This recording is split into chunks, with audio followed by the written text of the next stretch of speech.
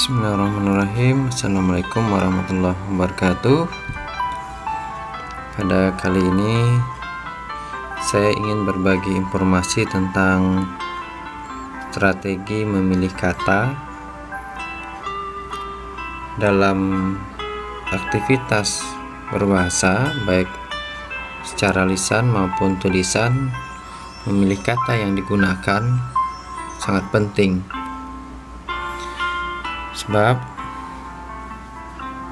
penggunaan kata yang tepat tentu memudahkan orang memahami maksud yang kita harapkan. Memilih kata itu erat kaitannya dengan kemampuan menentukan diksi yang digunakan penulis atau pembicara, sehingga dapat memberikan pemahaman gagasan yang sama seperti yang dipikirkan atau yang dirasakan penulis atau pembicara. Inilah kenapa pentingnya kita memilih kata. Jika terdapat perbedaan pemahaman, maka ini yang akan memunculkan miskomunikasi dan memunculkan perbedaan pandangan. Untuk itu ada beberapa hal yang bisa dilakukan untuk memilih kata agar pada saat berkomunikasi kita bisa menyampaikan maksud dan tujuan yang diinginkan. Apa yang pertama yang bisa kita lakukan adalah gunakan kata-kata ilmiah dalam situasi yang khusus saja. Dalam situasi yang umum, hendaknya menggunakan kata-kata populer misalnya. Mana contoh kata-kata ilmiah? Analogi, deskripsi, komponen, metode, observasi, publik, riset. Ini semua tergolong kata ilmiah. Lalu apa padanannya ketika kita gunakan dalam aktivitas populer atau aktivitas hari-hari? Analogi itu bisa kita ganti dengan kiasan. Deskripsi bisa kita uraian. Komponen bisa kita ganti dengan bagian. Metode bisa kita ganti dengan cara. Observasi bisa kita ganti pengamatan. Kemudian publik bisa kita ganti umum. Riset juga kita bisa ganti dengan penelitian. Penting ini dilakukan agar orang yang menerima informasi itu bisa memahami dengan baik. Umumnya, kata-kata ilmiah ini digunakan dalam studi ilmiah seperti pada karya ilmiah umumnya, skripsi, tesis, disertasi, atau artikel yang dijurnalkan, dan beberapa bentuk yang lainnya. Sementara kata-kata populer ini adalah kata-kata yang kita gunakan sehari-hari atau secara umum ya.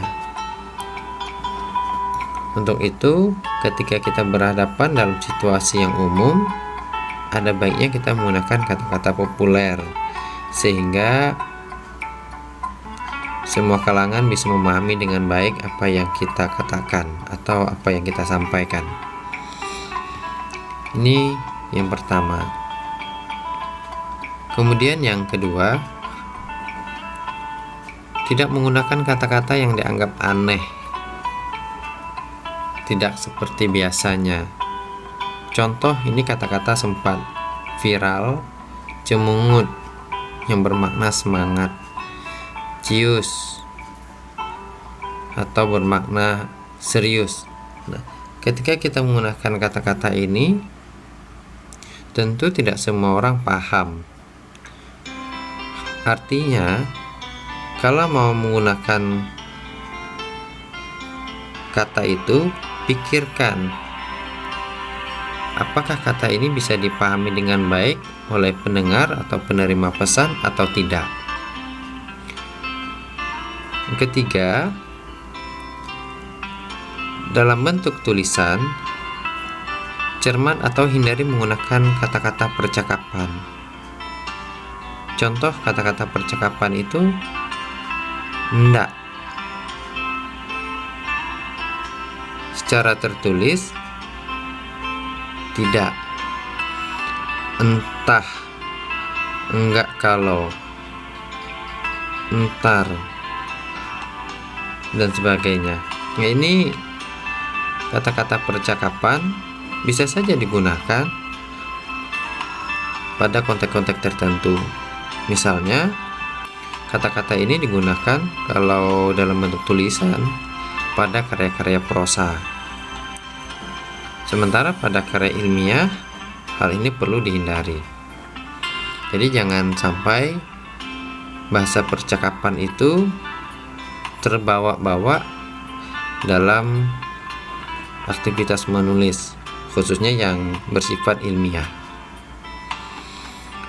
Keempat, gunakan kata-kata artifisial atau bahasa yang disusun secara seni atau puitis.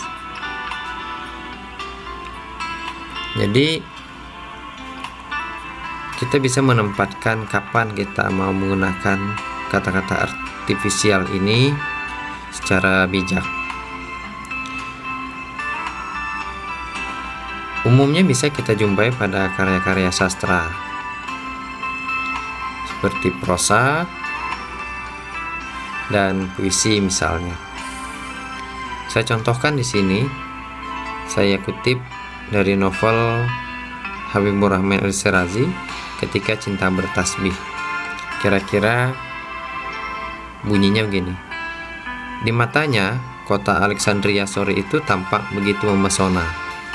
Cahaya mataharinya yang kuning keemasan seolah menyepuh atap-atap rumah, gedung-gedung, menara-menara, dan kendaraan-kendaraan yang lalu lalang di jalan. Semurat cahaya kuning yang terpantul dari riak gelombang di pantai menciptakan aura ketenangan dan kedamaian. Di sini ada kata menyepuh misalnya, yang saya kasih warna. Menyepuh itu ini mengandung kata-kata puitis. Kemudian semurat cahaya kuning. Jadi semurat cahaya kuning juga mengandung kata-kata puitis. Maka kata-kata ini kita perlu memikirkan di mana yang paling layak kita gunakan. Ya tentu saja ditempatkan pada yang selayaknya seperti puisi, kemudian karya-karya prosa lainnya. Ini yang keempat. Kemudian yang kelima, kata yang digunakan secara cermat membedakan makna secara denotasi dan konotasi. Lalu apa itu denotasi dan konotasi? Denotasi itu adalah makna yang sebenarnya atau sesuai dengan makna kamus. Kita perhatikan contoh. Saya kasih warna di sini kata kambing hitam. Harga kambing hitam itu sangat mahal. Artinya, kambing hitam bermakna kambing yang memiliki warna hitam. Ini yang bermakna secara denotasi. Sementara itu, konotasi merupakan makna kiasan atau makna yang timbul setelah disusun dalam kalimat. Contohnya, dalam peristiwa itu dia dijadikan kambing hitam. Kambing hitam bermakna orang yang dipersalahkan pada konteks ini. Artinya apa? Ada perbedaan makna secara denotasi dan konotasi. Jadi kalau denotasi makna yang sebenarnya, konotasi itu sudah bermakna kias.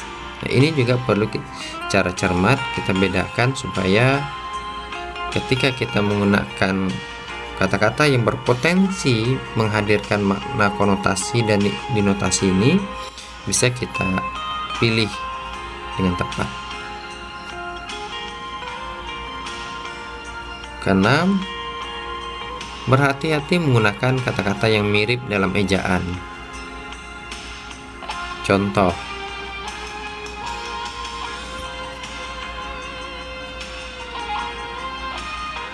dapat ya, bisa ya, bermakna dapat dengan bisa bermakna racun.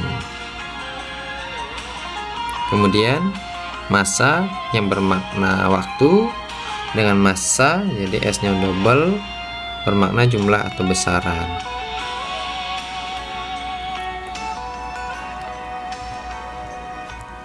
Kemudian ada lagi intensif, jadi sungguh-sungguh, berbeda dengan insentif, itu berkaitan dengan penghasilan. Bank, saudara laki-laki. Bank yang satunya lagi adalah badan usaha bidang keuangan. Nah, ini juga perlu kita perhatikan secara cermat. Ini yang keenam. Kemudian 7, memahami penggunaan kata-kata yang bersinonim, yaitu kata-kata yang mendekati makna sama atau hampir sama. Ini sering ya terjadi perbedaan tafsiran tentang apa itu sinonim. Beberapa informasi kadang-kadang menyebutkan sinonim adalah kata yang sama atau makna yang sama. Tapi kalau kita uji sinonim adalah kata yang sama, tentu saja meninggal dan wafat ini dua kata yang berbeda. Ada lagi yang menyebutkan sinonim adalah makna yang sama. Kalau kita cermati, ketika dihadapkan kepada penggunaannya, ini juga tidak selalu sama. Maka akan lebih bijak barangkali kita maknai sinonim ini adalah kata-kata yang mendekati makna sama atau hampir sama. Sebab fungsi dan kegunaannya setiap kata itu kadang-kadang memang berbeda. Contohnya seperti kata yang tampil di layar ini, meninggal, wafat, mati, gugur, dan seterusnya. Mungkin ada yang menyebut mampus. Sebagian orang membedakan. Contoh wafat ini misalnya lebih tepat pada manusia barangkali, atau mati itu bisa digunakan secara umum. Maka hal inilah yang perlu diperhatikan ketika menggunakan kata-kata bersinonim. Jadi jangan keliru. Misalnya mengatakan bunga mawar saya pagi tadi wafat. Itu barangkali tidak tepat. Akan lebih tepat jika kita menggunakan kata mati. Disinilah pilihan-pilihan kata-kata bersinonim harus cermat kita gunakan. 8. Itu membedakan makna khusus atau kata khusus dengan kata umum saat menuangkan ide. Kata umum itu seperti ikan ya. Di sini saya contohkan ikan, bunga, warna. Jadi ketika orang menyebut ikan itu masih umum. Kita belum tahu ini jenis ikan yang dimaksud seperti apa, bunga, kemudian warna. Kalau kita lihat lebih lanjut, kata khusus dari ikan ada lele, patin, bawal, nila, gurami. Maka ketika orang menyebut lele, itu artinya dia sudah mengatakan sesuatu yang khusus. Sementara kalau dia baru menyebutkan ikan, itu artinya dia mengilustrasikan secara umum. Di sini perlu secara cermat menggunakan kata umum dan kata khusus. Demikian juga pada bunga. Bunga itu umum, yang lebih khusus adalah mawar, melati, kenanga, cempaka, anggrek. Juga warna, misalnya ada warna kuning, hijau, merah, coklat, biru, coklat gitu. Ini yang ke-8. 9, kita coba lihat lagi. Mewaspadai penggunaan imbuhan asing jika diperlukan. Harus memahami maknanya secara tepat ya. Jadi tidak serta-merta kita menggunakan kata-kata tanpa memikirkan makna. Contoh seperti yang tampak di layar. Strategi itu tentu saja berbeda dengan kata strategis. Strategi ini berkaitan dengan daya upaya, sementara strategis itu posisi yang tepat gitu ya. Jadi ketika muncul saja satu komponen hurufnya, itu bisa merubah makna, seperti is ya, karena diambil dari bahasa asing. Ekonomi berkaitan dengan perbankan barangkali. Kemudian ekonomis ini praktis ya, hemat, nah, itu misal. Seterusnya ada analis. Jadi analis ini berkaitan dengan orang, personalnya. Sementara analisis itu adalah proses mencermati dan seterusnya. Ini perlu sekali cermat ketika menggunakan ungkapan-ungkapan atau kata-kata yang berkaitan dengan imbuhan asing, atau seperti isme ya, paham. Dia akan merubah makna dari kata asal ya, kata dasarnya. Ketika kita tambahkan, tentu ada perubahan makna. Ini sangat penting diperhatikan.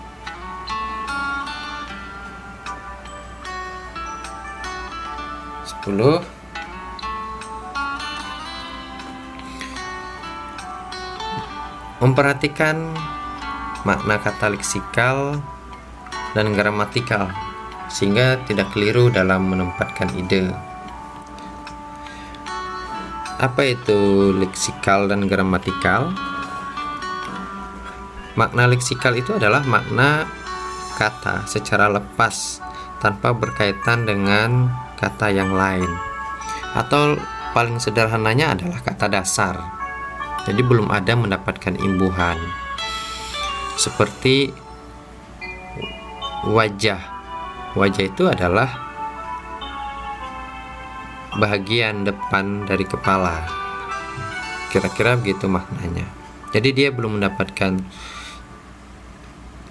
tambahan ya, dari baik sifatnya imbuhan maupun kata itu sendiri.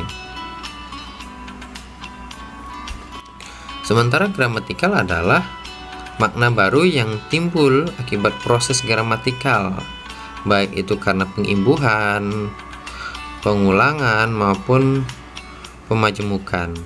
Seperti berwajah, artinya memiliki wajah. Wajah-wajah, banyak wajah. Dan wajah polos, orang yang kadar ketidaktahuannya atau kejujurannya lebih dominan. Ini contoh leksikal dan gramatikal. Terulang saja kata dasar itu atau kata yang berimbuhan, itu bisa menghadirkan makna baru. Seperti wajah yang semula bagian depan dari kepala, tapi ketika kita ulang wajah-wajah, artinya banyak wajah. Ini juga perlu kita cermat dalam menggunakan kata 11. Membedakan kata konkret dan abstrak dengan baik. Kata konkret adalah kata yang acuannya dapat diserap oleh panca indera. Seperti kata meja, maka kalau ada orang menyebut meja, kita akan membayangkan wujudnya seperti itu. Demikian pena, buku, rumah, 1%, itu bisa kita bayangkan wujudnya seperti apa. Sebaliknya yang abstrak ini kata yang acuannya tidak mudah diserap oleh panca indera, seperti kata baik, dosa, kebenaran, cinta, dan seterusnya.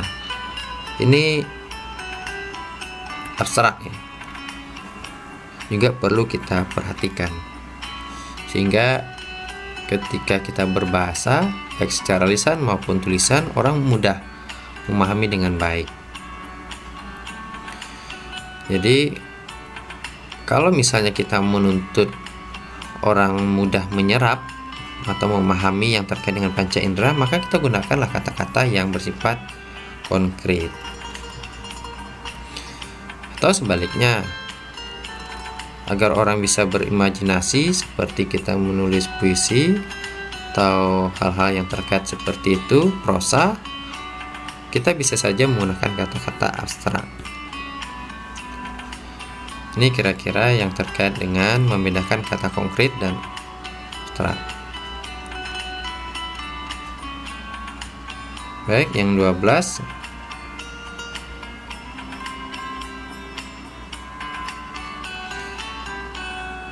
Itu adalah tempatkan kata baku dan tidak baku dengan baik dan benar. Jadi dalam situasi berbicara atau jenis tulisan yang dibuat itu sangat menentukan kata atau bahasa yang digunakan. Kata-kata yang digunakan untuk puisi atau prosa tentu berbeda dengan karya ilmiah seperti makalah, artikel jurnal, laporan penelitian, dan sebagainya, yang juga ini sudah saya singgung di bagian awal. Jadi dengan kita memahami 12 bagian ini, diharapkan kita punya kemampuan memilih kata dengan tepat, mana yang layak, mana yang tidak layak, mana yang patut, mana yang tidak patut, mana yang semestinya, mana yang tidak semestinya. Inilah yang diharapkan dengan adanya kemampuan memilih kata dengan baik. Barangkali ini sharing kita terkait dengan memilih kata. Mudah-mudahan bermanfaat. Terima kasih. Assalamualaikum warahmatullahi wabarakatuh.